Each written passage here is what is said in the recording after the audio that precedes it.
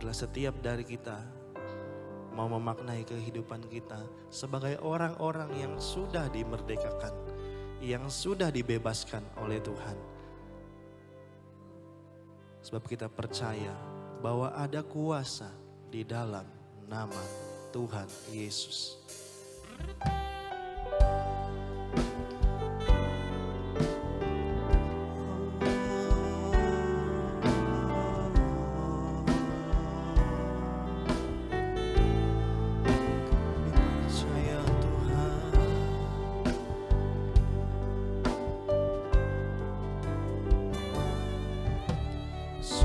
Segala pertolonganku adalah di dalam nama-Mu. Sumber jawaban persoalanku semuanya ku temukan padamu Tuhan. Di saat hatiku berseru memanggil nama-Mu, Kau menyelamatkanku. Ku dapat semua yang ku perlu dari-Mu Bapa-Ku, sebab ku tahu ada kuasa dalam nama-Mu. Pujian ini dari awal, sumber segala pertolonganku adalah di dalam nama-Mu. Sumber jawaban persoalanku semuanya. Kembali kita naikkan pujian ini dari awal. Sumber segala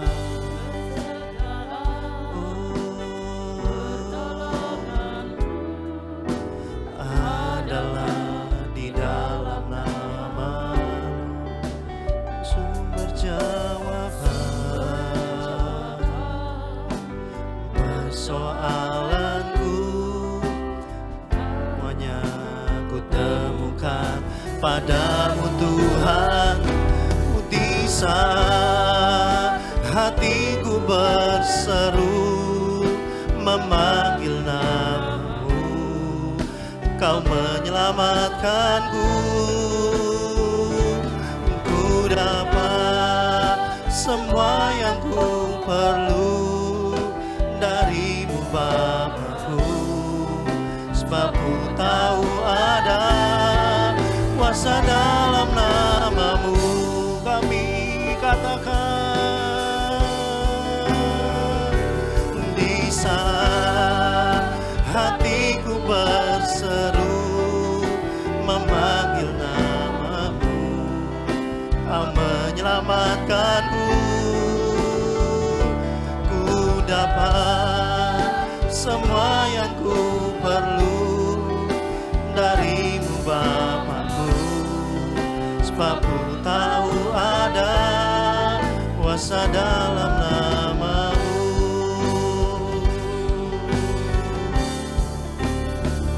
Terkasih Tuhan, kami percaya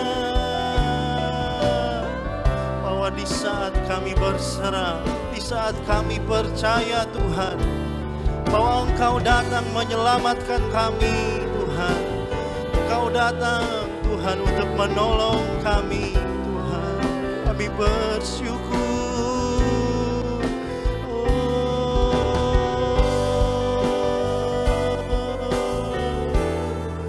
Percayakan nama-Mu, percayakan firman-Mu Tuhan.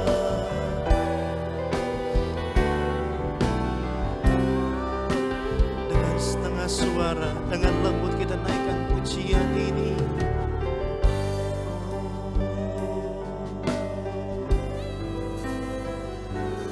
Di saat hatiku berseru memanggil namamu, Kau menyelamatkanku.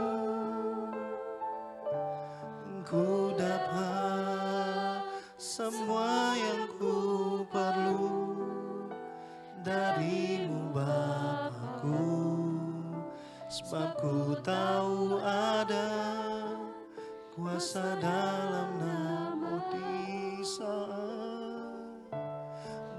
saat hatiku berseru, tak panggil nama Tuhan, berseru,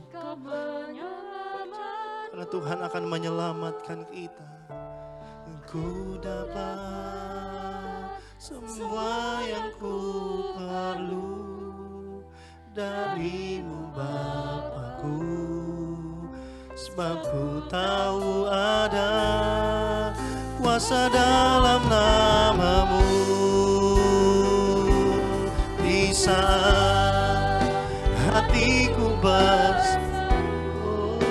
memanggil namamu, Kau menyelamatkanku.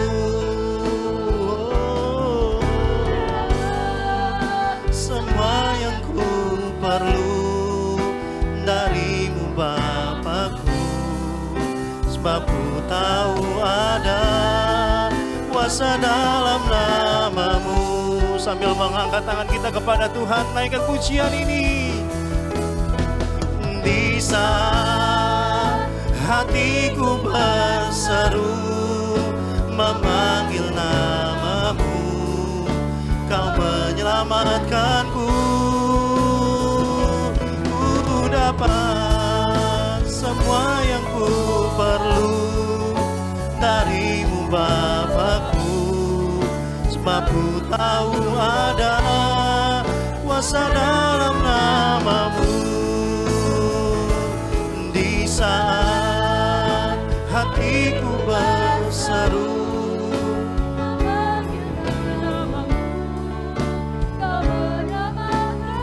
kami mendapat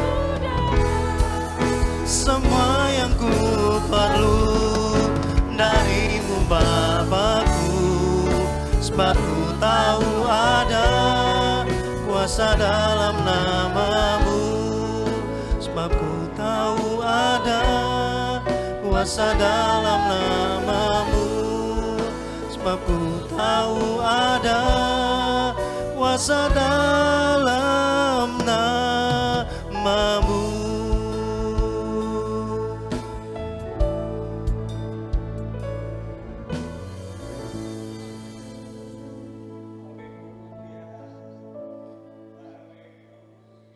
Haleluya, haleluya. Terima kasih Tuhan, terima kasih Yesus. Haleluya, haleluya. Terima kasih Tuhan, terima kasih. Engkau adalah Bapa yang baik, Engkau adalah Allah yang baik. Aku mengenalmu di dalam nama Tuhan Yesus Kristus. Terima kasih ya Bapakku, terima kasih Yesusku. Segala sumber persoalan, segala sumber permasalahan, hanya Engkaulah Tuhan jawaban bagi kami. Terima kasih Tuhan, terima kasih. Biarkanlah Tuhan setiap pujian kami, ucapan syukur kami Tuhan, biarlah Engkau Roh Kudus yang menyempurnakan di hadapan Bapa, menjadi suatu persembahan yang harum dan berkenan di hadapan-Mu. Tuhan, dalam keadaan seperti ini, di masa-masa seperti ini, masa pandemi yang sukar ini Tuhan, kami butuh Engkau. Pimpin kami ya Roh Kudus. Tolonglah kami Tuhan. Dan sebentar Tuhan, kami akan menerima berkat daripada firman-Mu. Tuhan, kami rindu dan haus akan firman-Mu. Engkau tolong Tuhan setiap kami. Dan Bapakku yang di surga, Engkau sudah persiapkan hamba-Mu untuk menyampaikan isi hati-Mu. Berdaulatlah penuh Tuhan atas setiap kami. Berotoritaslah Tuhan atas firman-Mu. Kami bersyukur kalau pada hari ini kami bisa menikmati hadirat-Mu. Kami masih bisa beribadah Tuhan. Kami juga merindukan lawatan. Biarkanlah setiap pribadi lepas pribadi boleh mendapatkan lawatan atas firman-Mu ya Tuhan.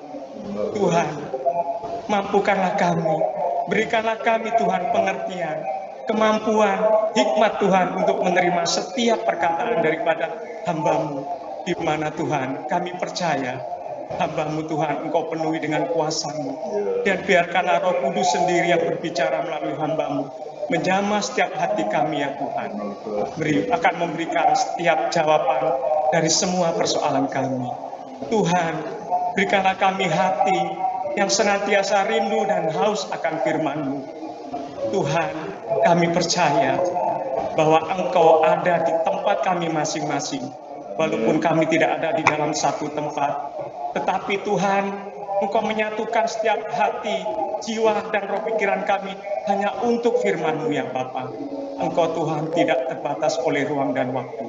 Dan biarkanlah sekarang Tuhan, hamba-Mu yang sudah Engkau urapi dengan kuasa-Mu, Tuhan Engkau pakai hamba-Mu Tuhan untuk mengeluarkan seluruh isi hati-Mu bagi setiap kami. Kami percaya Tuhan, Engkau yang menguduskan setiap kami. Dan Tuhan ampunilah segala dosa kami. Biarkanlah Engkau luruskan setiap motivasi kami hanya untuk mendengar firman-Mu. Dan di dalam nama Tuhan Yesus Kristus, kami mengucap syukur dan berdoa. Haleluya.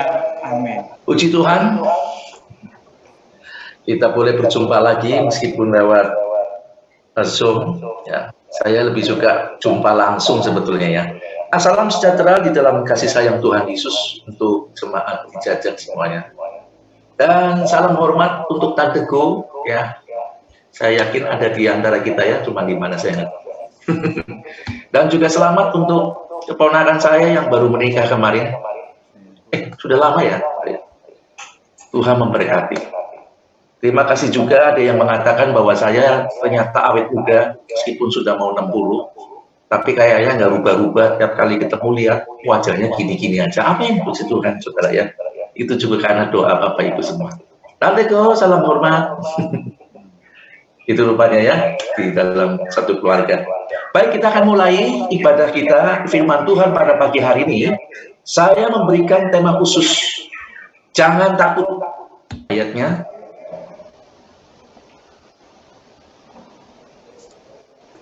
firman Tuhan berkata demikian, saudara. Sebab aku ini Tuhan, Allahmu, memegang tangan kananmu dan berkata kepadamu, jangan takut, akulah yang menolong engkau. Nah Bapak Ibu saudaraku yang dikasihi Tuhan, rasa takut itu sebetulnya pemberian Tuhan. Wah bingung ini, Bapak Pendeta kok bilang rasa takut pemberian Tuhan. Ya betul, pemberian Tuhan saudara. Sebab rasa takut itu sebetulnya sama dengan rasa lapar dan rasa ngantuk yang ada pada kita. Semua itu dari Tuhan, pemberian Tuhan. Coba saudara bisa bayangkan kalau kita nggak punya rasa takut. Bapak Ibu pegang pisau, lalu bilang ini kalau jentikku diiris kayak opo ya. Karena nggak ada rasa takut, diiris saya gitu. Saudara di bumbungan lihat, di bawah kok bagus ya, ada sungai, ini naik terjun ke ya. Saudara nggak rasa takut, nggak ada rasa takut, nyemplung aja. Berbahaya saudara. Tetapi saudara, rasa takut yang memang itu diberikan kepada Tuhan memang ada tujuannya semuanya. Seperti rasa lapar, rasa ngantuk, doain. Yang penting adalah jangan sampai rasa takut itu mengintimidasi kita, menguasai kita. Ya. Sama seperti rasa ngantuk. Kalau sampai menguasai kita, ngantukan terus. Dengan firman Tuhan tidur. Makan baru semploan tidur. Ini ngerti pakai bahasa Jawa ya. Tidur, akhirnya tiduran terus saudara. Kemudian juga ada orang yang kemudian dikuasai rasa lapar terus, popo-popo mangan terus, kan bahaya. Demikian juga dengan rasa takut memang dikasih Tuhan sama kita. Itulah sebabnya kita juga bisa takut sama Tuhan. Loh, kalau nggak ada rasa takut berbahaya. Cuman yang berbahaya adalah kalau sampai kita dikuasai rasa takut, lah ini berbahaya. Nah mari kita lihat Bapak Ibu. Firman Tuhan dikatakan tadi, sebab aku ini Tuhan Allahmu, memegang tangan kananmu dan berkata jangan takut, sebab akulah yang menolong engkau. Kalau Bapak Ibu baca di Alkitab, Tuhan nggak gampang lu ngomong jangan takut tanpa alasan. Tuhan ngomong jangan takut itu karena ada alasannya. Ya, mari klik lagi, host. Jadi Tuhan itu tidak seenaknya berbicara jangan takut kalau tidak ada dasarnya. Nah, kata takut ditulis dalam bahasa Ibrani yer. Tulisannya yare, udah nggak usah macam-macam lidah kita kelipet-kelipet nggak karuan. Yare artinya, saudaraku yang Tuhan kasih, jangan, ya ini kata jangannya kok hilang ya. Jangan gemetar melihat realita lawan yang dihadapi atau realita kehidupan yang kita hadapi sekarang ini. Itulah namanya yare. Ya, jangan takut terhadap apa? Atau jangan gemetar melihat realita lawan atau yang realita kehidupan yang sedang kita hadapi ini. Nah, Tuhan bilang jangan takut, yare. Alasannya apa? Alasannya tadi ada pada pokok ayat kita, saudaraku. Mari klik lagi. Alasannya adalah sebab aku ini, ya lanjut host, diklik lagi. Sebab aku ini ada 3 aku di sini. Ya, yang pertama adalah sebab aku ini Tuhan. Itu yang pertama. Alasan kenapa Tuhan bilang jangan takut, sebab aku ini Tuhan, yang pertama. Yang kedua, jangan takut sebab aku ini Allahmu. Dan yang ketiga, jangan takut aku ini memegang tanganmu. Ini 3 alasan yang Tuhan katakan kenapa kita harus tidak takut. Nah, mari kita bedah satu persatu. Yang pertama, aku ini Tuhan. Ya, silakan klik. Kata Tuhan dalam bahasa Ibrani ditulis dengan YHWH. Kita seringkali menyebutnya Yehova atau Yahweh gitulah ya. Nah, orang Yahudi mengagungkan, mengkuduskan nama ini, sakral banget. Saking sakralnya, saking kudusnya, seperti perintahnya jangan menyebut Tuhan Allahmu dengan sembarangan. Maka menulisnya YHWH, nggak langsung ditulis langsung begitu. Dan kalau berdoa, nggak juga langsung menyebut kata Yahweh, tapi pakai kata Adonai. Ya, Adonai. Saudara kalau lihat di YouTube waktu Israel kena banjir besar, mereka berdoa, ya. Dan doa mereka itulah yang kemudian ditiru oleh saudara kita. Ya, doa mereka seperti orang dinyanyikan, ya. Ya Adonai. Jadi orang kalau lihat, loh, ini orang lagi salawat, bukan, itu orang Israel yang berdoa, yang dimasmurkan dan menyebut Tuhan itu Adonai. Nah, orang Indonesia saja lebih berani dari orang Israel. Ya, makanya muncul aliran Yahweh, aliran Yehova. Lo bangsa Israel sendiri nggak berani nyebut sembarangan loh ya. Pakai nama Adonai. Kalau nulis pun nggak berani langsung, pakainya inisial YHWH. Kalau inisial saya kan Gitsan atau GS. Gitu. Tapi bukan berarti saya kayak Yehova, bukan. Itu supaya menyingkat saja. Ya. Nah, arti dari YHWH atau Yehova ini adalah ada atau eksis. Bisa diklik, ada ya di situ ya. Nah, Yehova atau Yahweh itu adalah ada, eksis. Tuhan bilang jangan takut sebab aku ini Tuhan. Nah, Tuhan ini adalah pribadi yang selalu ada, saudara. Dialah yang menjadikan apa yang tidak ada menjadi ada. Dia ada ketika kita dalam sukacita. Dia ada ketika kita dalam kesulitan. Dia ada ketika kita di atas gunung diberkati. Dia juga ada ketika kita di bawah lembah. Dia selalu ada. Bahkan dia ada di dalam hidup kita lebih dekat dari pakaian yang saudara pakai. Tuhan bilang tubuh kita itu rumah Allah. Jangan takut, aku ada. Tuhan itu ada. Tuhan bukan dongeng, saudaraku. Tuhan bukan sebuah mitos, dia ada. Dan Tuhan bilang alasan pertama jangan takut, sebab ini aku ada. Nah, pertanyaannya, saudaraku, kapan Tuhan mulai ada? Ya, di mana Tuhan ada? Ya di mana-mana. Tapi secara eksplisit kita pengen tahu, ya, kapan ia ada. Nah, untuk ini, saudaraku yang Tuhan kasih, saya ingin memberikan satu ayat dulu di dalam Keluaran 3 ayat 14. Langsung saja, ya. Firman Tuhan berkata demikian, saudaraku. Firman Allah kepada Musa, aku adalah aku.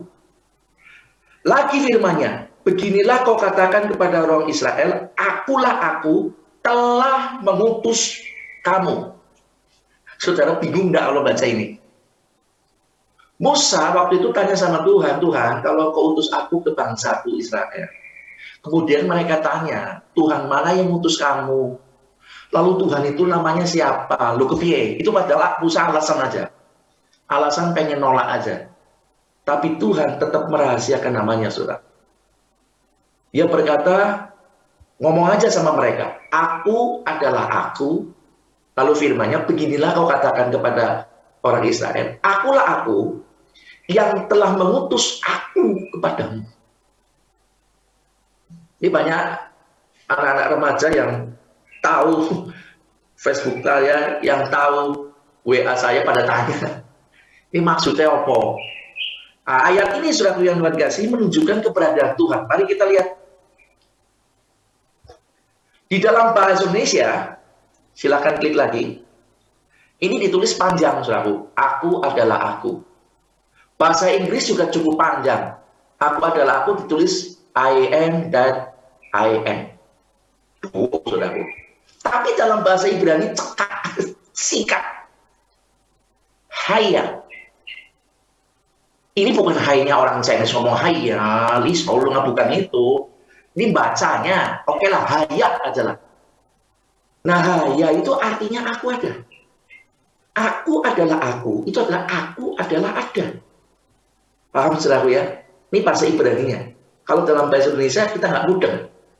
Bahasa Ibraninya haya, aku adalah ada.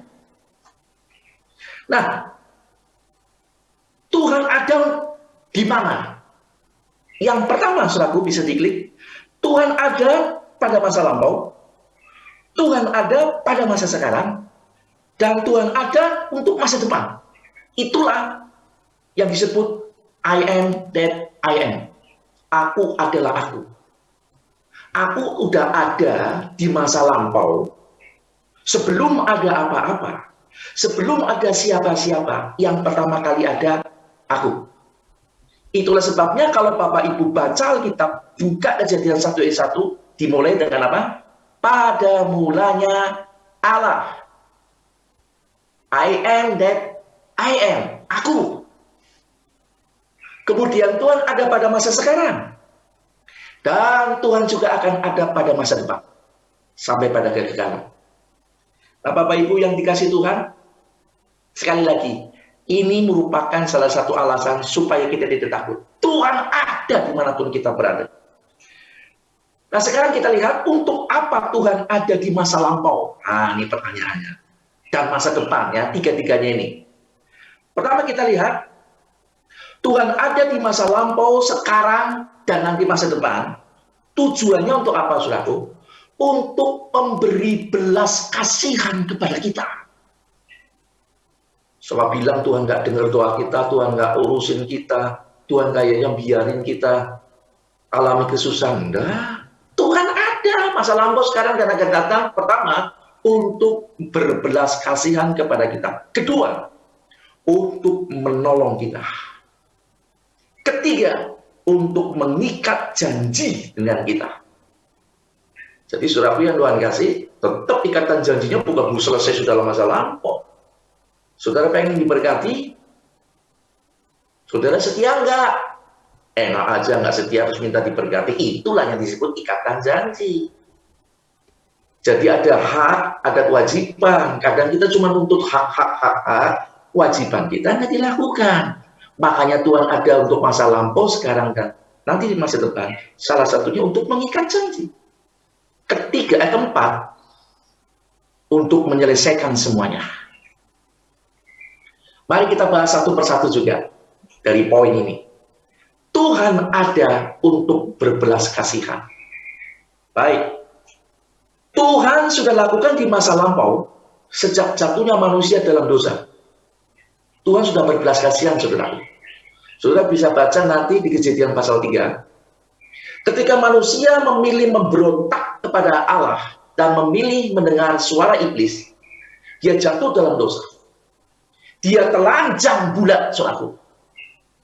Saudara lihat, orang yang salah minta pemulihan, harusnya orang yang salah itu yang mencari Tuhan dong. Ya tahu dia yang salah, minta pengampunan sama Tuhan, ya datanglah minta penyelesaian.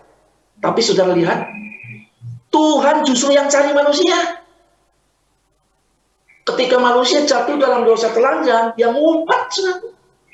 Lalu dia pakai pohon ara, daun pohon ara, dipakai buat bungkus badannya untuk pakaian. Ya jelas kayak lumpia, saudara yang Tuhan kasih.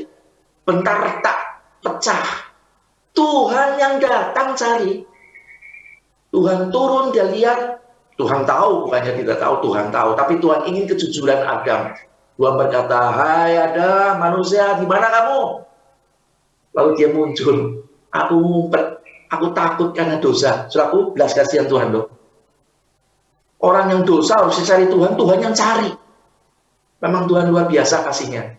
Lalu pakaiannya diganti dengan kulit domba yang lebih kuat daripada pokok daun ara itu tadi. Itu belas kasihan Tuhan, saudara.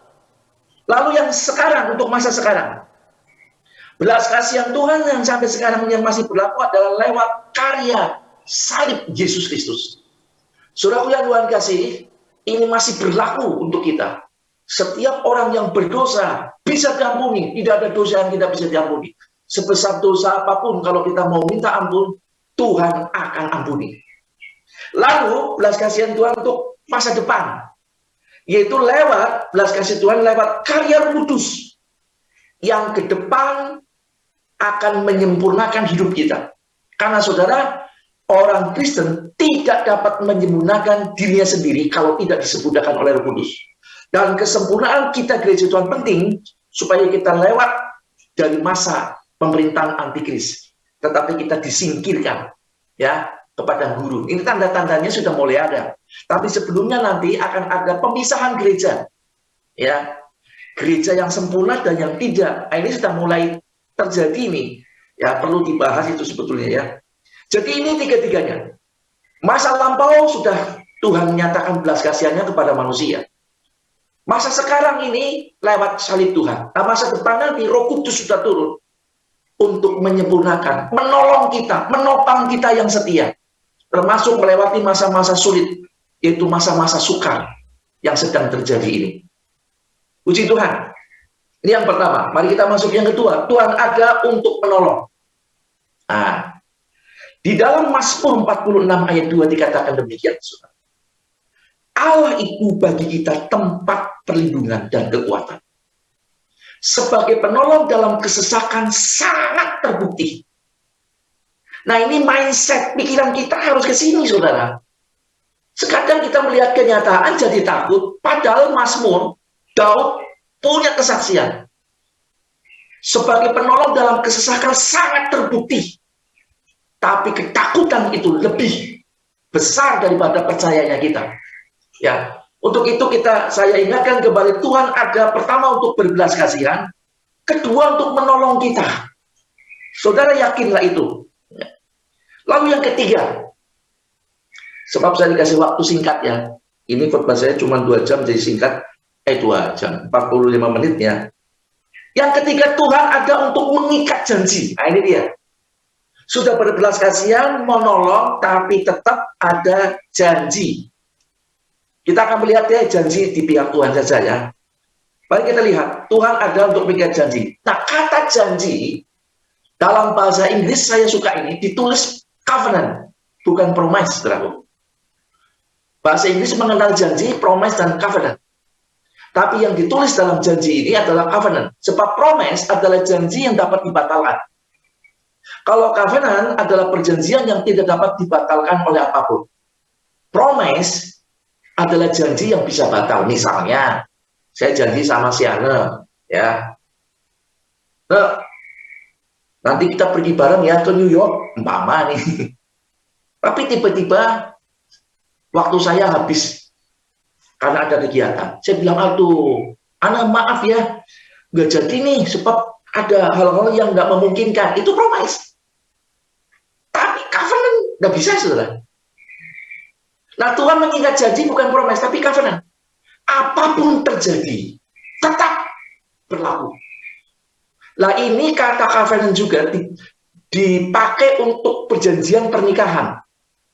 Saudara kalau sudah menikah di depan Tuhan, Tuhan bilang apa yang sudah disatukan oleh Tuhan tidak dapat diceraikan. Apapun terjadi. Kapan? Jangan gara-gara nggak punya anak, lalu ceraikan istri, tidak bisa. Ya, dalam pembahasan saya untuk apa namanya ya, di Tegal itu dikenal dengan kemah atau komsel.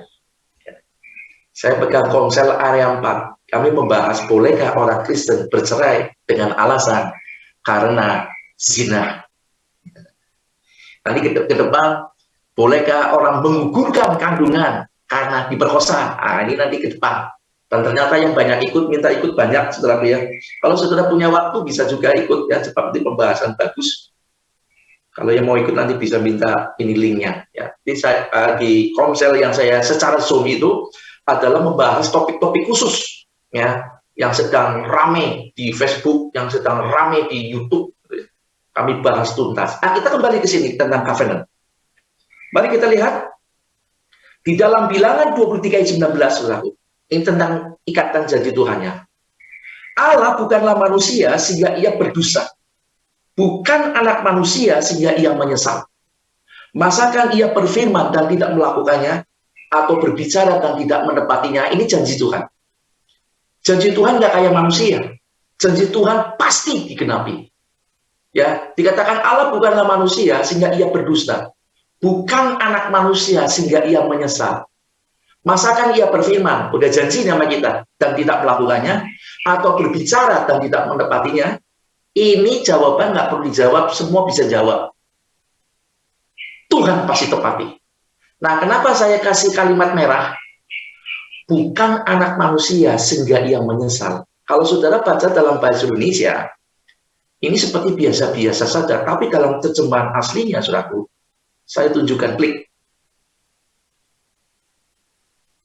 Ayo, ditayangin. Allah bukan anak manusia sehingga ia menyesal. Itu artinya begini, saudaraku. Tidak, Allah itu tidak kelepasan omong. Atau orang Jawa bilang keperucut. Itu dia maksudnya. Allah bukan anak manusia sehingga ia menyesal. Nggak salah omong atau keperucut. Nyesel, aduh, aku kadung janji, aduh lah, piye, lalu nyesel. Nggak gitu. Ini arti kalimat itu. Kalau bahasa Jawa Timur apa itu? Kalau orang sini bilang keperucut. Kelepasan omong, bodoh ya. Nah Tuhan kalau janji, nggak kayak gitu. Nggak karena, aduh salah omong saya, sorry ya. Itu kan promise. Aduh aku keperucut loh, waktu itu aku lagi on fire jadi asal janji, tapi maaf ya, nggak begitu. Covenant. Sehingga Tuhan nggak bisa menyesal seperti manusia kayak kita, janjinya mau apa namanya zong semua begitu, nggak lepasan ngomong. Semua janji Tuhan nggak pernah ada yang direvisi. Semua janji Tuhan dalam Alkitab nggak ada yang dibatalin. Semuanya masih berlaku, saudara. Haleluya. Itulah alasan kenapa Tuhan suruh kita jangan takut. Karena Tuhan bukanlah manusia yang kelepasan omong atau keperucut. Lalu dia nyesel. Oh enggak, saudara. Tuhan kita luar biasa. Untuk itu, saudaraku, teguhkan kembali iman percaya saudara. Belum selesai, kita lanjut dulu. Yang ketiga, Tuhan adakan tadi ya, untuk berbelas kasihan, untuk menolong, untuk pengikat janji. Gitu. Kemudian yang keempat, Tuhan ada itu untuk menyelesaikan semua. Menyelesaikan semua. Tadi janji Tuhan. Janji Tuhan itu adalah covenant. Pasti digenapi. Tuhan akan tetap terikat dengan janjinya. Sampai janjinya digenapi. Baru terlepas. Sekali lagi gak kayak manusia, saudaraku. Wis janji nyesel iya, gak digenapi lagi. Ya, saya pernah punya cerita, saudaraku. Itu waktu saya lagi bangun gereja. Saya butuh pompa air yang gede. Gitu. Lalu ada jemaat yang bukan GBDI, bukan dari jemaat denominasi gereja kita. ketemu saya, Pak Gideon lagi apa? Bangun gereja. Oh sudah jadi ya, apa yang masih perlu? Nah karena dia tanya, saya bilang, pompa air yang ukuran sekian. Bapak besok datang aja ke rumah saya. Siap. Saya datang sana. Nah waktu saya datang ke sana, saudaraku yang Tuhan kasih, tanya ibu ini, saya nggak sebutin namanya. Oh iya rumahnya sih. Silakan masuk, ketemu lagi duduk tuh di ruang tamu. Lalu saya tanya, selamat siang tante. Saudara tahu tante itu bilang apa? Kamu siapa ya? Cilaka nggak saudara? Ternyata dia kena stroke. Loh sama saya aja lupa, apalagi sama pompa airnya saudaraku. Makanya jangan suka bersandar kepada manusia. Wah jalan saudara, kapok saya. Udah percaya Tuhan saja. Manusia kayak apapun bisa janji, besoknya kena stroke, saya kan nggak tahu saudaraku. Waktu saya datengin, oh ini siapa? Saya aja sudah nggak dikenalin, apalagi pompa airnya saudaraku. Ya puji Tuhan, akhirnya Tuhan genapi, pompa airnya dapat. Saudaraku pelajaran ya, jangan bersandar atau berharap sama manusia. Percuma. Bersandar sama Tuhan. Nah Tuhan sekarang ada yang keempat untuk menyelesaikan semua. Nah Tuhan akan menyelesaikan semua janjinya dan rencananya dalam hidup orang percaya yang berlaku buat saudara dan saya. Tuhan akan terus terikat dengan janjinya saudara, dan hanya akan lepas dari janjinya setelah menggenapinya. Itu Tuhan. Pegang baik-baik ini saudaraku. Sekali lagi Tuhan bukan manusia. Kalau dia ngomong ya pasti digenapi. Percayalah. Kita lihat saudaraku tentang janji Tuhan untuk menyelesaikan semua. Di dalam Wahyu 22 ayat 13 dikatakan demikian. Wahyu 22 ayat 13. Aku adalah Alfa dan Omega.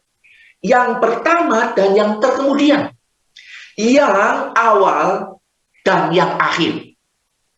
Apa Pak hubungannya tentang janji Tuhan mau menyelesaikan semua dengan ayat ini? Oh ada korelasinya saudaraku. Artinya begini saudaraku. Aku adalah Alfa dan Omega, yang pertama dan yang terkemudian. Yang awal dan yang akhir, tiga hal ini. Artinya Tuhan yang mengawali, Tuhan juga yang akan menyelesaikannya. Makanya kenapa Tuhan katakan aku Alfa dan Omega, yang pertama dan yang akhir. Saudaraku akan sangat berbahaya kalau Tuhan cuma mengakui aku adalah Alfa, bukan cuma Omega. Cuma awal aja, tapi nggak bisa mengakhiri. Kan banyak orang bisa memulai, tapi nggak bisa mengakhiri. Tapi tidak dengan Tuhan. Dia Alfa, yang pertama, dan Omega. Itu Tuhan kita. Dia akan menyelesaikan semua rancangannya buat kita. Apapun yang terjadi dalam hidup saudara, apapun yang sedang saudara alami sekarang ini, Tuhan Alfa dan Omega. Tuhan tahu siapa dirinya. Dia awal dan Omega. Dia yang mengizinkan, dia yang berfirman, dia yang berjanji, dia akan menyelesaikannya dengan Omega. Itu artinya Alfa dan Omega. Tapi banyak orang berkata cuma Alfa aja, penyelesaiannya embuh. Tapi tidak dengan Tuhan. Ya, luar biasa saudaraku. Jadi itu alasan Tuhan itu ada, dan keberadaan Tuhan itu merupakan alasan buat Tuhan supaya kita jangan takut. Ya, puji Tuhan. Ada kesaksian Yosua saudaraku tentang Tuhan yang menyelesaikan ini. Kesaksian Yosua di dalam Yosua 23 ayat 14 dikatakan demikian. Maka sekarang sebentar lagi aku akan menempuh jalan segala yang fana. Sebab itu insaflah dengan segenap hatimu dan segenap jiwamu. Bahwa satu pun dari segala yang baik yang telah dijanjikan kepada Tuhan Allahmu. Perhatikan kalimat yang biru. Tidak ada yang tidak dipenuhi. Semuanya telah digenapi bagimu. Tidak ada satu pun yang tidak dipenuhi. Ini Yosua yang bersaksi, saudara. Dan ini juga berlaku buat kita. Bahwa satu pun dari segala yang baik yang telah dijanjikan Tuhan kepada kita akan digenapi, saudara. Semuanya akan digenapi dan tidak ada satu pun yang tidak akan dipenuhi Tuhan.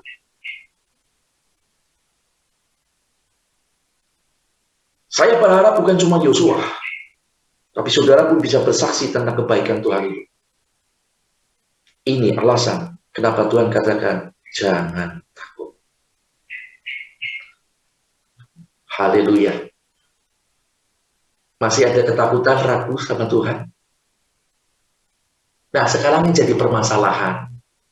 Tapi nyatanya, Pak, saya belum dapat tuh kayak gitu. Kok kayaknya doa bertahun-tahun gak dijawab-jawab?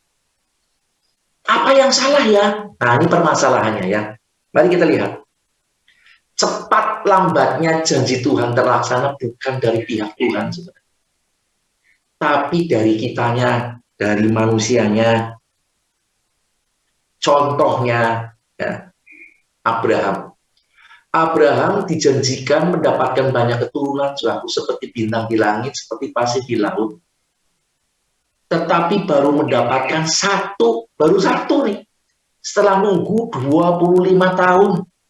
Loh, ini Tuhan janjinya. Keturunan kayak pasir bintang di langit, pasir di laut. Ya, dua keturunan ini kalau dibahas bagus sekali nih. Kenapa kok disebut kedua keturunan itu seperti bintang dan pasir? Nah, saudara, cuma dapat satu itu pun nunggu 25 tahun. Yang salah siapa? Bukan Tuhan, loh, saudara. Mari saya feedback kebalik ya, tanpa saya lihat ayat-ayatnya. Tuhan ya janjinya ya dan amin, saudara. Tapi kenapa sampai terjadi seperti itu? Itu karena Abraham tidak mempercayai Tuhan. Abraham dan istrinya tidak mempercayai kuasa Tuhan yang ajaib. Ketika belum punya anak, sudah mulai tua nih, saudara. Dimulai dari Sarah istrinya. Nah, istri-istri hati-hati ya. Istri-istri itu penolong bukan perongrong ya. Istri-istri itu mendukung ya. Bukan untuk membawa suaminya terpuruk dalam hal yang bersalah kepada dosa. Tapi pria pun begitu juga, sama. Harus saling mendukung dengan baik. Sarah nggak percaya. Wes, orang bisa dua anak. Sueng, ini pakai bahasa saya. Aku ada buren. Sorry kalau saya kasar. Budak kan sekarang buren kok ya. Kalau saya berlebihan saya mohon maaf. Pokoknya itu saya ada namanya apa? Budak kan. PNE. Jadikan istri supaya cepat punya anak. Ini kan nyalahi aturan.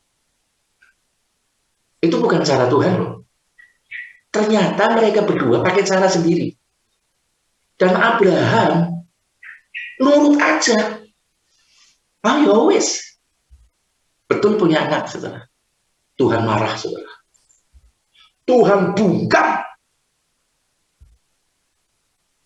Saya lupa mencatat sampai berapa tahun. Tidak diajak ngomong si Abraham. Sampai kemudian Tuhan berfirman dan berkata, globalnya adalah Tuhan ingin ngomong kepada Abraham, jangan ulangi lagi. Dan turuti omongan saya, jangan pakai caramu sendiri. Saudaraku yang Tuhan kasih, sampai kemudian Abraham bertobat. Kemudian dia kembali kepada imannya. Makanya saya tulis itu ada Roma 4 ayat 18-21. Ini iman Abraham, saudaraku, didapati setelah ditegur sama Tuhan. Setelah Tuhan marah. Abraham bertobat, keturunanmu itu bukan dari si Ismail itu, tapi dari anak kandungmu. Dan Tuhan buat mujizat. Abraham sudah tua, Sarah sudah mati haid, ya. Tapi Tuhan bisa buat dia memiliki anak. 25 tahun. Jadi, kalau ada di antara kita yang sudah bergumul, berdoa, mempercayai Tuhan, kok nggak jadi-jadi? Saudara, sekali lagi, bukan dari Tuhannya, dari kitanya, saudara. Ya, dari kitanya. Saudara cari di Alkitab, Tuhan tidak pernah berdusta. Tuhan tidak pernah salah. Tapi dari kitanya. Saudara mulai kembali tingkatkan kepercayaan saudara sama Tuhan full. Jangan setengah-setengah lagi. Apalagi keluar pakai caranya kita sendiri. Kayak Abraham dan Sarah itu. Bahaya, saudara. Itu tentang yang pertama. Ya, aku adalah Tuhan. Aku ini Tuhan. Itu alasan kenapa Tuhan ngomong kita supaya jangan takut sebab aku ini Tuhan. Nah, aku Tuhan itu aku diruntut, dijabarin banyak atau sudah? Mari kita masuk poin kedua. Alasan kedua bahwa supaya kita jangan takut, Tuhan berkata, aku ini Allahmu. Nah, kata Allah dalam bahasa Ibrani ditulis Elohim. Elohim, saudara. Ya, ini kata jamak Elohim. Bukan tunggal jamak. Nah, kata Elohim dalam bahasa Ibrani artinya adalah yang unggul. Jadi artinya adalah begini, saudaraku. Jangan takut sebab aku Tuhan, Tuhanmu. Yang kedua, jangan takut sebab aku ini Allahmu. Jangan takut sebab aku yang terunggul. Itu artinya Elohim. Allah selalu terunggul dalam segala hal dan ia biasa menang. Kadang ada orang ya, pertandingan kalah, dulu orang lah, umum nih kalau dia kalah mah. Udah biasa. Tapi tidak dengan Tuhan.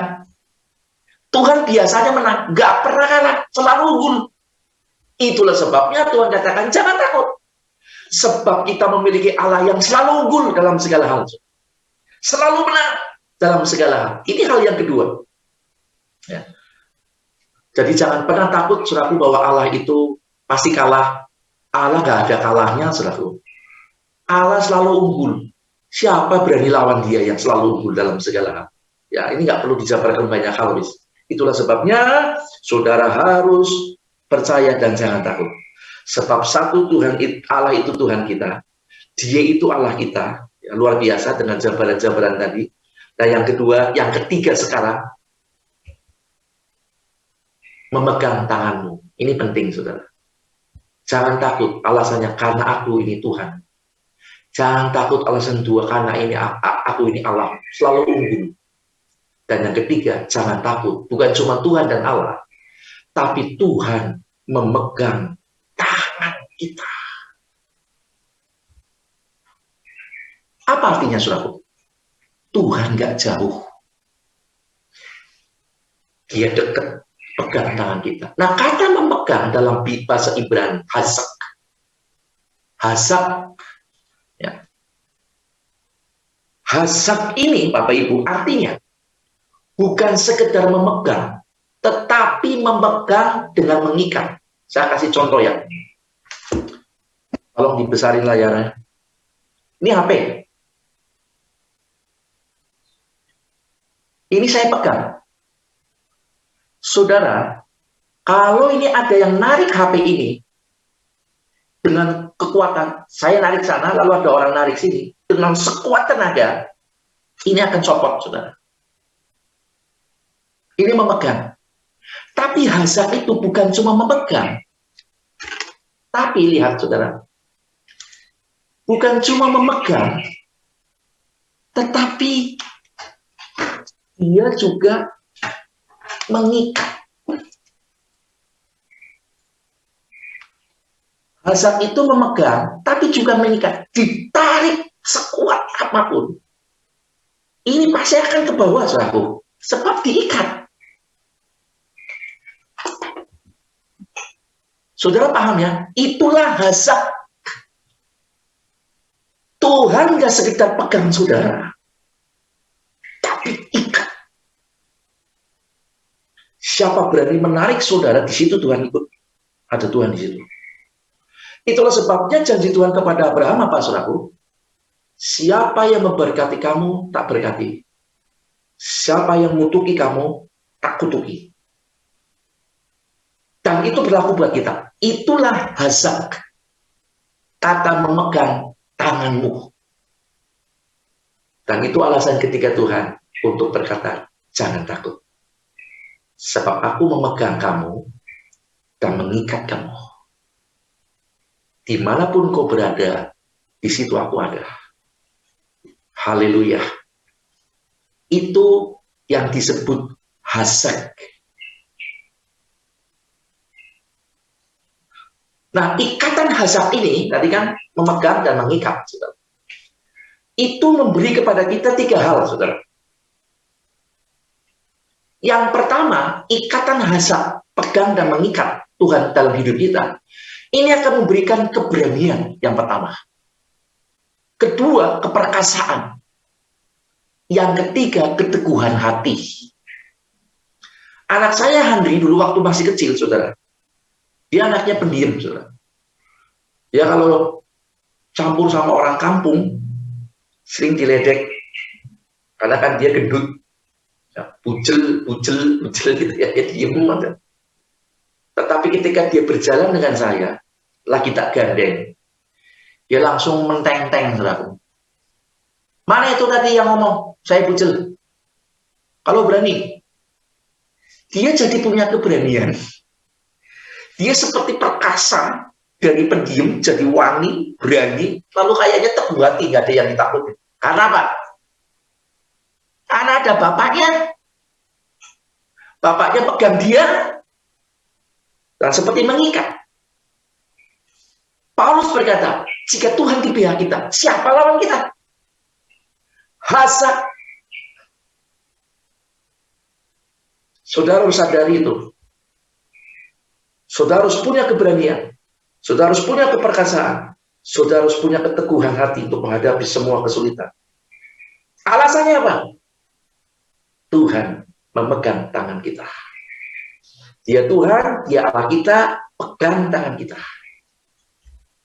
Dengan itu kita akan punya keberanian, keperkasaan, dan keteguhan hati. Masih ada yang ragu? Masih ada yang takut? Saya merasa ada di antara saudara di sini masih dalam ketakutan, kekhawatiran, karena usahanya melorot jatuh. Mau bangkrut mungkin. Itu kan ucapan saudara. Saudara juga mikir, atau ke depan pekerjaan saya gimana? Juga mungkin ada yang di PHK. Saya berkata habis sudah. Itu kan perkataan saudara. Mana ada di Alkitab ngomong begitu? Tidak ada. Saudara mesti bangkitkan, percaya saudara. Dia yang memulai mengizinkan segala sesuatu sesuai firman-Nya di dunia yang terjadi ini. Dia akan menyelesaikan untuk kita. Dia Hazak, saudara. Di dalam Pengkhotbah 3 ayat 1, saudara. Pengkhotbah menulis demikian. Pengkhotbah 3 ayat 1, untuk segala sesuatu ada masanya. Untuk apapun di bawah langit ada waktunya. Nah, kata masa atau waktu dalam bahasa Inggris ditulis season. Musim. Saudara yang Tuhan kasih, artinya segala sesuatu yang Tuhan izinkan terjadi dalam hidup kita, itu cuma musim. Pasti akan berlalu, saudara. Tuhan ada. Apakah pernah, saudaraku, musim panas-panas terus berpuluh-puluh tahun? Tidak ada. Ini kita bicara alam loh ya. Jangan bicara soal rohani dalam hidup kita. Apakah Tuhan pernah lakukan musim hujan sampai 3, 4, 5 tahun? Tidak pernah. Selalu ada musim. Buah saja, season. Ada musimnya. Apakah tiap hari ada musim durian terus? Tidak. Demikian juga dalam kehidupan kita, saudara. Segala sesuatu ada waktunya. Ada masanya. Tuhan akan lakukan. Dan tujuan masa demi masa, musim demi musim itu, Tuhan izinkan semua punya tujuan masing-masing. Kenapa ada musim hujan? Ada tujuan Tuhan. Kenapa ada musim kemarau? Ada tujuan Tuhan. Ada musim hujan kemudian jadi bencana, banjir bandang, itu bukan salah Tuhan, salahnya manusia. Hutan ditebangi semua, semuanya dibeton, ya banjir. Ketika musim panas terjadi kebakaran, itu bukan salahnya Tuhan, salahnya manusia juga. Sebab semua musim yang diizinkan Tuhan, diatur Tuhan, punya tujuannya masing-masing. Demikian juga pandemi dan masa sukar ini Tuhan izinkan, karena ada juga tujuannya Tuhan buat kita. Dan tujuan Tuhan selalu baik. Dan di setiap musim apapun, Hazak. Dan Tuhan bilang, nggak usah takut. Haleluya. Jadi saudara yang Tuhan kasih, sekali lagi, bahwa Hazak ini memegang tangan kita dengan ikatan dari Tuhan akan memberi kita keberanian, keperkasaan, dan keteguhan hati. Mari saya kasih contoh, saudara. Ya. Contoh peristiwa di dalam 1 Samuel 17 ayat 11, karena waktu jadi saya singkat saja, nanti saya akan ceritakan juga. Dalam 1 Samuel 17 ayat 11, ceritanya terjadi perang antara Israel dan Filistin. Lalu ayat 11 mengatakan demikian. Ketika Saul dan segenap orang Israel mendengar perkataan orang Filistin itu, yaitu Goliat, pendekar Filistin, raksasa itu, maka cemaslah hati mereka dan sangat ketakutan. Saya mau tanya sama saudara, siapa Saul itu? Saul itu raja loh, saudara. Raja yang diurapi Tuhan dan dia jago perang. Sebab strategi perangnya yang ngasih Tuhan, saudara. Dan hikmat itu tetap ada pada bangsa Israel sekarang. Makanya sudah lihat Israel yang kecil itu, dikeroyok, diperangi kayak apa, nggak pernah kalah dia.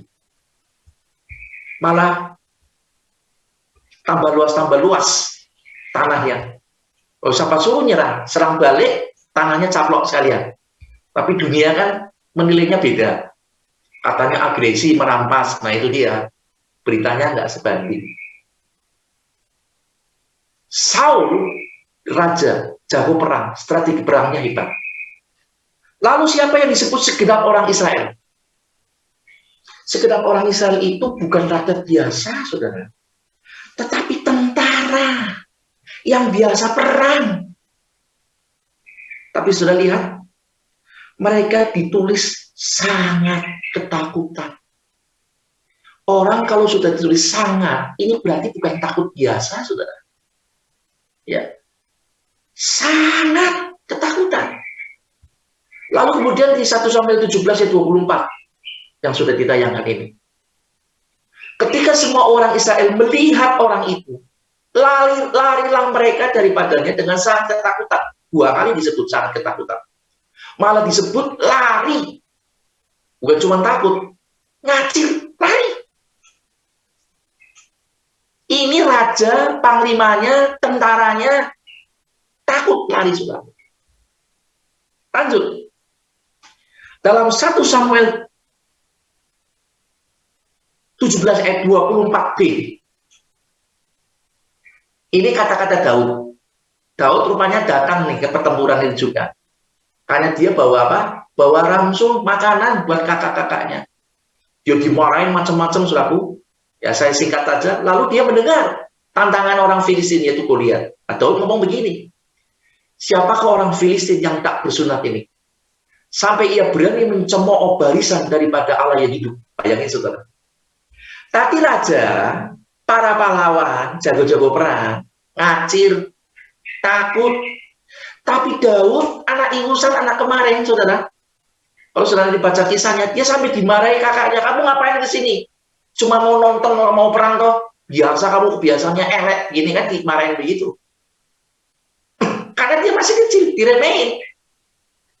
Tapi lihat saudara, Daud responnya beda. Seolah-olah begitu datang, siapa tuh orang? Kok wani-wani nih loh, menghina barisan Allah. Barisan yang dibanggakan oleh Daud, ngacir, pengecut. Daud juga mendengar tantangan Goliat, tetapi responnya berbeda. Nah, apa yang membuatnya berbeda dalam menghadapi tantangan itu, saudaraku? Apa yang membuatnya berbeda?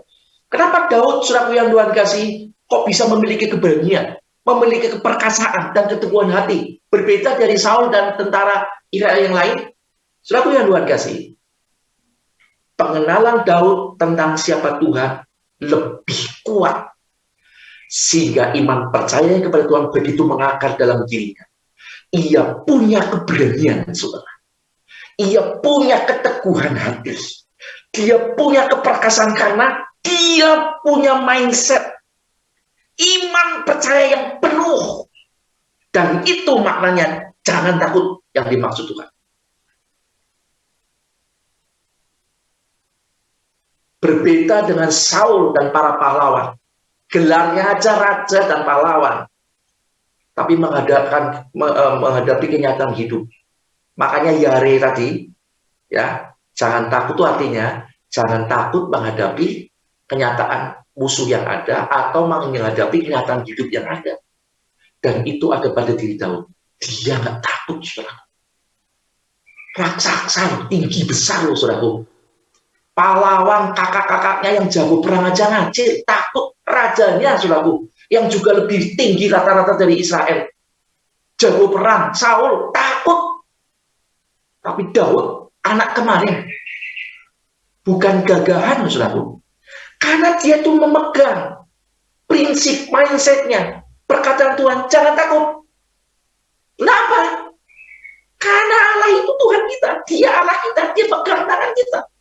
Dan Daud alami itu. Singa, beruang, dia hantam, saudaraku. Bukan berarti dia sudah terlatih, dan karena dia punya keyakinan. Aku punya Tuhan yang kuat. Tuhan memegang tanganku. Apa yang ku pegang, itu juga dipegang sama Tuhan. Makanya ketika dia pegang ketapel sama batu, dia bilang apa? Kamu datang dengan pedang dan lembing, tetapi aku datang di dalam nama Yesus, di dalam nama Allahku yang kamu hina.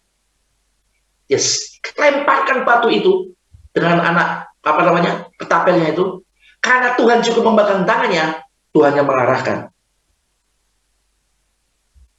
Masalah besar raksasa itu tumbang di hadapan Daud.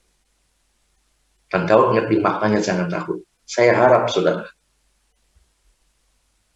mindset kita, iman kita terbangun kembali. Jangan takut dengan alasan yang sama. Setialah dalam ikatan janji dengan Tuhan. Jangan cuma minta Tuhan covenant sama kita. Tapi saudara juga harus covenant sama Tuhan. Berhenti untuk mempercayai sesuatu yang di luar Tuhan. Ramalan, hari-hari baik, apalagi dukun, jimat-jimat. Saudara mesti berhenti hari ini. Hancurin hari ini, nggak usah tunggu besok. Saudara harus percayai Tuhan. Full sepenuhnya. Maka Tuhan berkata, jangan takut. Kita pun berkata, iya Tuhan. Bersama Tuhan, saya akan berjalan. Dan aku tidak takut. Puji Tuhan, firman Tuhan tidak akan saya perpanjang.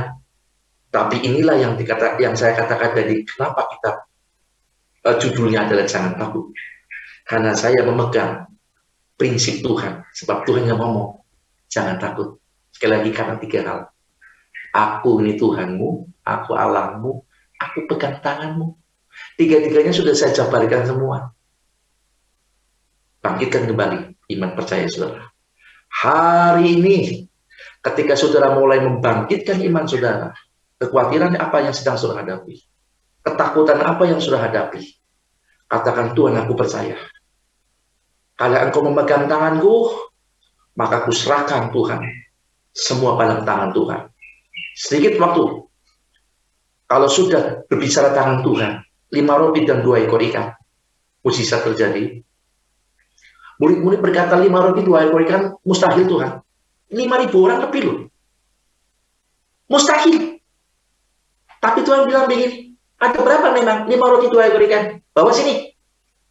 Saudara lihat, ketika di tangan murid-murid 5 roti dan 2 ekor ikan, mustahil. Setuju, saudara. Saya pun akan begitu. Mustahil. Tetapi kalau saya boleh tambahin, oke, mau saya takut, bawa aja ke sini. Ketika 5 roti itu dan 2 ekor ikan berpindah tangan, beda masalahnya, saudara.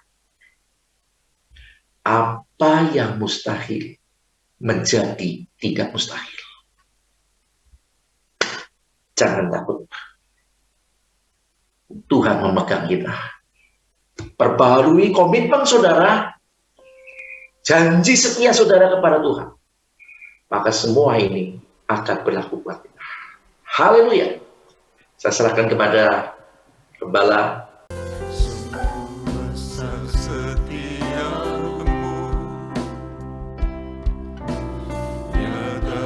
Sepanjang hidupku, karena ku telah layankan kehidupanmu.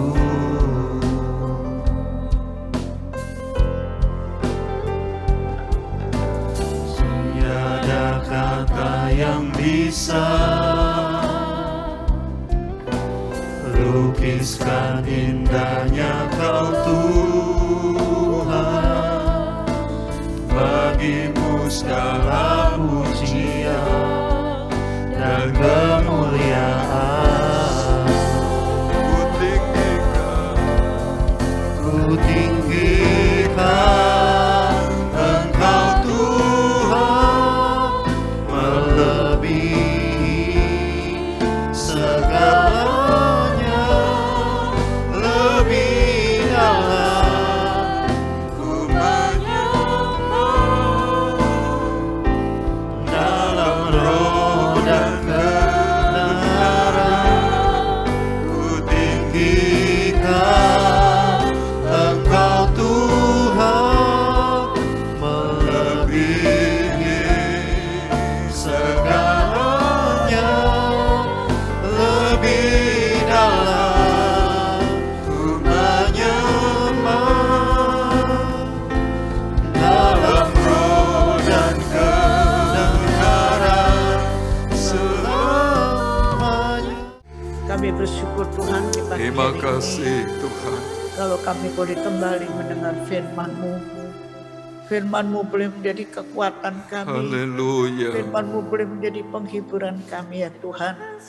Kami percaya Tuhan, kami memiliki Tuhan Allah.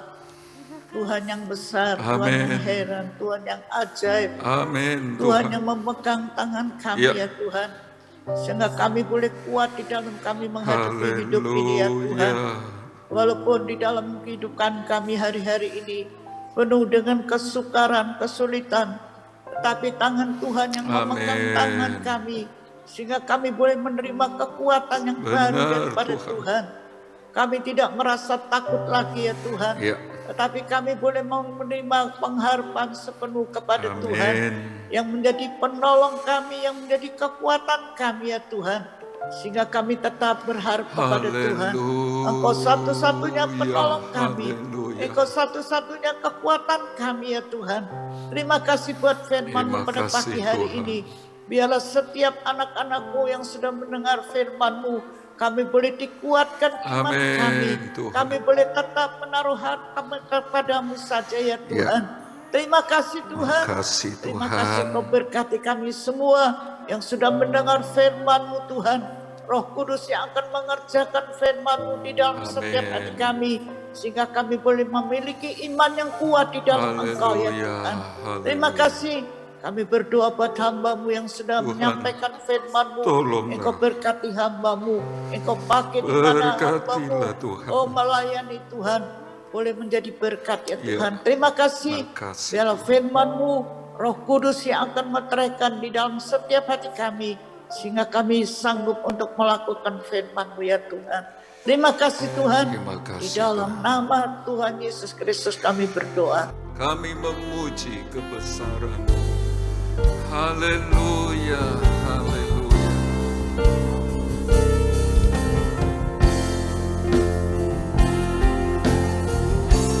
Kami memuji kebesaran-Mu, ajaib Tuhan,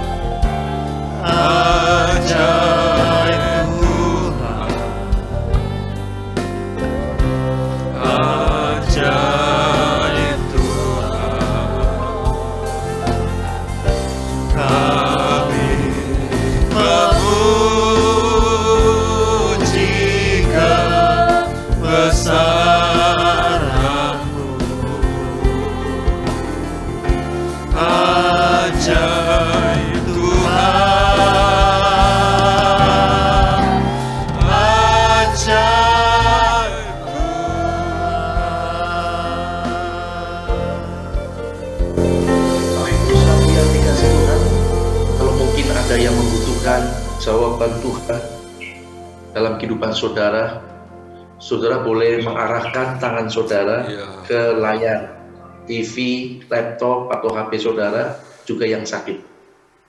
Arahkan tangan saudara ke depan seperti ini, ya.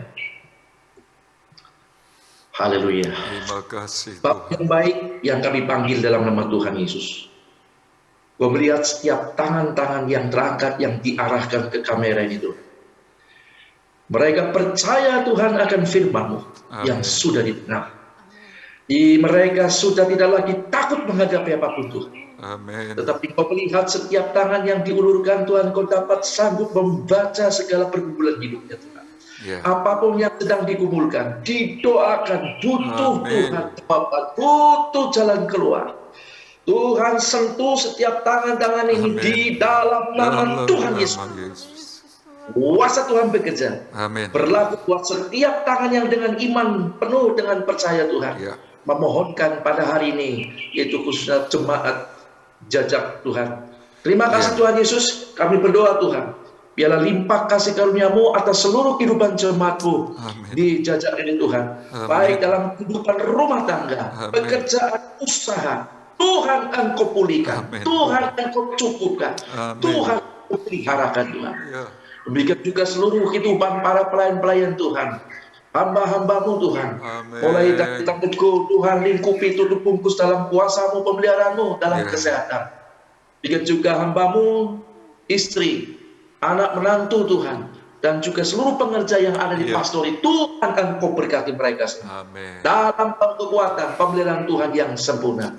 Dan juga seluruh Tuhan, pelayan-pelayan Tuhan, aktivis Tuhan yang sudah melayani di rumah-Mu Tuhan, di gereja-Mu, di jajak Tuhan juga berkati mereka dalam segala jerih lelah mereka. Amin. Terima kasih Tuhan, kami mohon tudungi umat-Mu ini Tuhan, dalam kasih kuasa-Mu yang ajaib, dalam penyertaan-Mu, Ya. yang biarlah perjanjian-Mu terus diperbaharui dan diperlakukan untuk jemaat-Mu Tuhan seluruhnya yang ada di jajak. Terima kasih Tuhan Yesus. Terima Dengan kasih iman Tuhan. kami mohon peneguhan-Mu dan kami menadahkan tangan kami untuk menerima berkat yang daripada Tuhan. Bapak Ibu selaku yang Tuhan kasih dengan iman, terimalah berkat dari Allah Bapa pemelihara kita. Amin. Dalam lindungan dan kasih sayang Tuhan Yesus Kristus. Melalui ikatan damai sejahtera dengan Allah Roh Kudus yang akan memampukan kita berdiri teguh. Berjalanlah bersama Dia dalam berkat-Nya, dalam kekuatan kemenangan diberikan kepada kita dengan limpah. Berkat penuh kita terima bersama. Itu berkat di dalam nama Bapa, Putra dan Roh Kudus, yaitulah berkat di dalam nama Tuhan Yesus Kristus. Haleluya. Amin. Amin. Puji Tuhan. Pagi Tuhan berkati.